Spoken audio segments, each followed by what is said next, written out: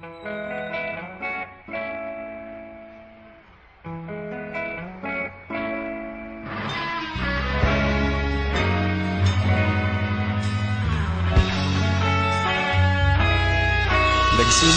ang lahat sa eskwela, nagsama-samang 12 sa kalokohan at sa tuksuhan, hindi maawat sa isa't isa.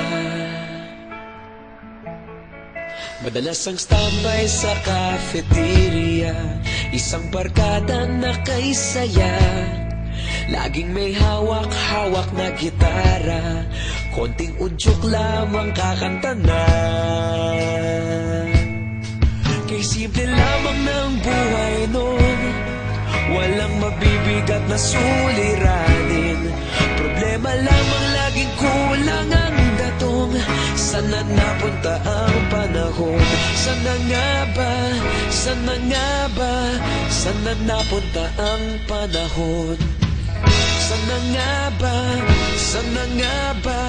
Sana napunta ang panahon? Sa unang ligaw kayo'y magkasama, magkasabwat sa pambobola. Walang sikreto kayong tinatago, okay sarap ng samahang barkada. Nagkawatakan na sa kolehiyo, kanya-kanya na ang nilakaran. Kahit minsan na lang kung magkita, pagkakaibigay hindi nawala. At kung saan na napadpad ang ilan, sa dating eskwela meron ding naiwan. Meron pa ng mga ilang nawala na lang, nakakamiss ang dating samahan. Sana nga ba? Sana nga ba? Sana nga bang barkada ngayon? Sana nga ba? Sana nga ba? Sana nga bang barkada ngayon?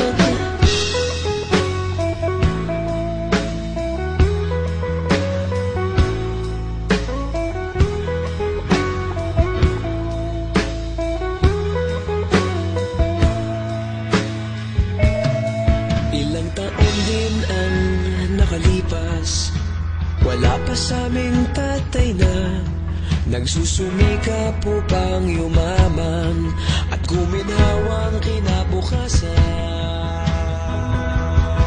Paminsan-minsan kami nagkikita, mga naiwan at natira. At gaya nung araw namin sa eskwela, pag magkasama'y nagwawala.